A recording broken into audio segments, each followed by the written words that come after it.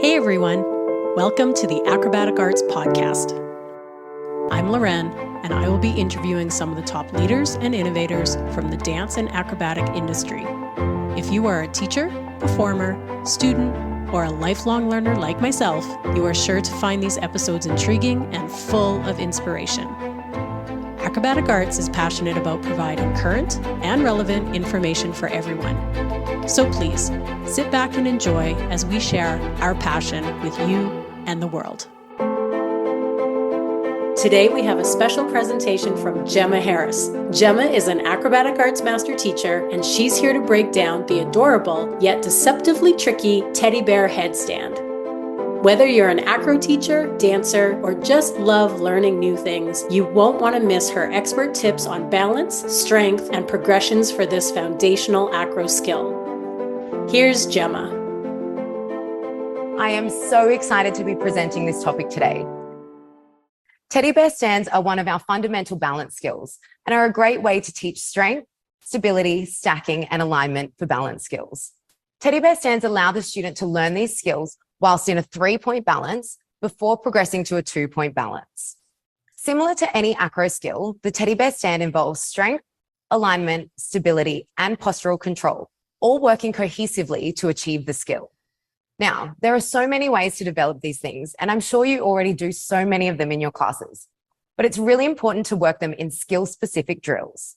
When your students know exactly what you want them to achieve, they are much more likely to achieve it. Beginning with the strength component, handstands rely on strength coming from the shoulders, back, and core. In your junior classes, you're going to really focus on the fundamentals.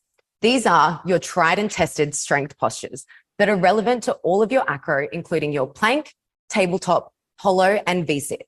But remember, we are training them today with a focus on headstands. So some adaptations to our base skills we can include for headstands are an adapted tricep push-up.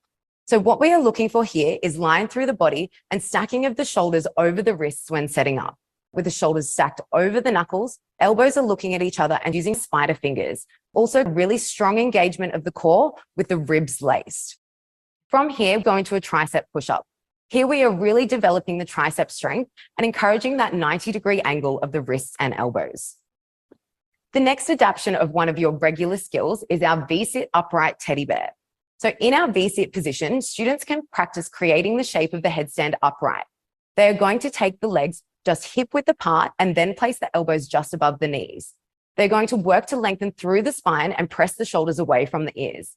Here we are working alignment as well as simultaneously developing the core strength. Another key component of the teddy bear stand that differs to other balance skills like handstands is the alignment of the shoulders. The shoulders are pressed away from the ears.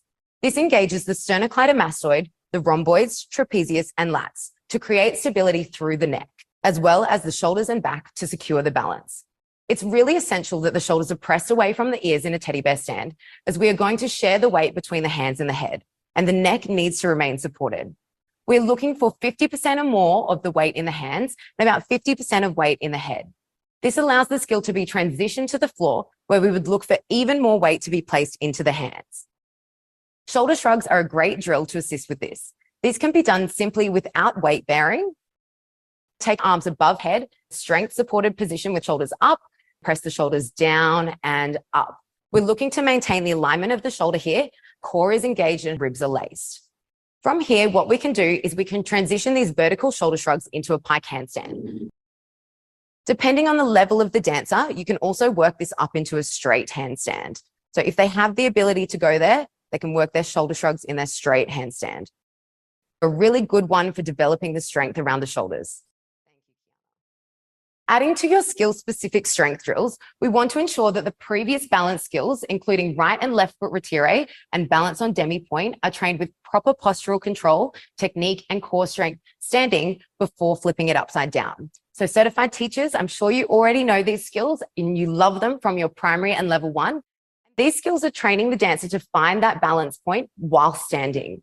Again, looking to find that strong and stable balance point, really developing strength through the whole body. So these skills will complement the progression. All there is to add now is the technique and placement of the teddy bear stand. I like to describe the placement of this 3-point or tripod balance to my students with a piece of paper. So if you have a piece of paper and you try to stand it up, it falls. If you have a piece of paper and you fold it to make something similar to a card, you then have a wider surface area for it to balance, and it can stand up and it easily balances there. You can also use markers on the floor to space out the triangle or trace it on the floor. It's using some of our Acro preschool markers, and these come in your Acro preschool toolkit, and these are a really great tool. I use them in a lot of my classes, and it's a great way to aid the students by using visual imagery. A lot of students learn in this way, and it helps them to really see where they need to go and understand the alignment and placement of the headstand. So this placement needs to be drilled in terms of both the placement of the hands and the placement of the head. It is important to encourage students to balance on the top of their head. I like my students to place their hand on the forehead to check if it's flat, and they will say no. And I say, what might happen if we try to balance on the forehead? You can see that when we apply pressure to the forehead, the neck can bend easily. Then place the hand on the top of the head where it is flatter. When you apply pressure here, the body can remain stacked. Remember, any misalignment through the body affects stacking. The bones of the body are just like dinner plates. If they are stacked one on top of the other, they are stable. If even one is off, the whole stack becomes wobbly. And this is exactly the same as the bones through the body. So for our teddy bear stand position, I like to start the dancers on their knees and place their thumbs as a frame for their knees. I then like them to practice squeezing the arms to the legs. This creates the correct placement of the elbows, and it allows them to engage the triceps. It stops the arms from flaring out to the side and will create that really stable base to balance on. They then want to place the head to form the top of the triangle. In this position, we can practice pressing into an A-frame, being mindful to stack the hips completely over the shoulders. Some students may need to walk their feet all the way in to completely stack the hips. You can drill this multiple times, working up and down through your A-frame and back to kneeling. If you find a student that is struggling with this step, we can place blocks underneath the shoulders. Now, this drill allows the students to distribute the weight over a 5-point balance and allows them to really focus on correct stacking and alignment without having to hold the balance. Remember that all common errors will stem from incorrect placement of the triangle. So you really want to develop this before weight bearing. When working towards this weight bearing, it's really important to tell students how they are going to come out of their balance. We want the students to either come back out the way they went up or tuck the chin to the chest and roll. So remember to always come out safely. We don't want the students coming out in a bridge, as this will place pressure on the back of the neck. Once the students have a solid position, they can start taking one leg off and placing it to the elbow. Slowly going to take one knee to one elbow and put that one down, and then trying the other leg as well. From here, you will start to see when they've developed that stacking and strength to be able to seamlessly take 2 feet off the floor. And there you have your teddy bear stand position. Sometimes, even after training all of these elements, we can still see some common errors. These include arching in the lumbar. So this one typically stems from misalignment of the head. If the center of the head isn't placed on the floor, it creates misalignment through the body. Sometimes another reason for this is you just have those younger dancers that are like wet noodles. In this instance, you would take it back to your core strength. We really want to support this with core strength and tightening of the ribs to pull that back into alignment. Another common error that you might see is a rounded spine. This again can either be caused by a lack of core strength, or sometimes the student's body is just too long to be able to comfortably place the knees on the elbows. In this instance, we would ask the student to elevate the legs slightly from their knees by using the core. So just a slight adaptation there if they're struggling with the knees on the elbows. Remember again, for your teddy bear stand, the most important part is that we're looking for the student to be comfortable in the balance. So if they're not quite able to achieve the knees off, that is totally fine, but still work up that core strength so they can achieve that straight alignment to progress through their headstands.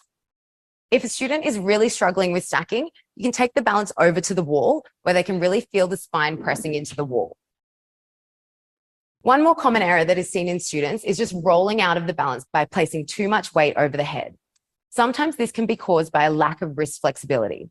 The students need to have a great amount of flexibility through the wrist to achieve the 90-degree angle of the wrist and elbows. Take this back to your simple wrist flexibility and work on spider fingers, really working through that wrist flexibility. Remember, teachers, to always come back to your triangle placement, core strength, and alignment. These will ensure a secure balance.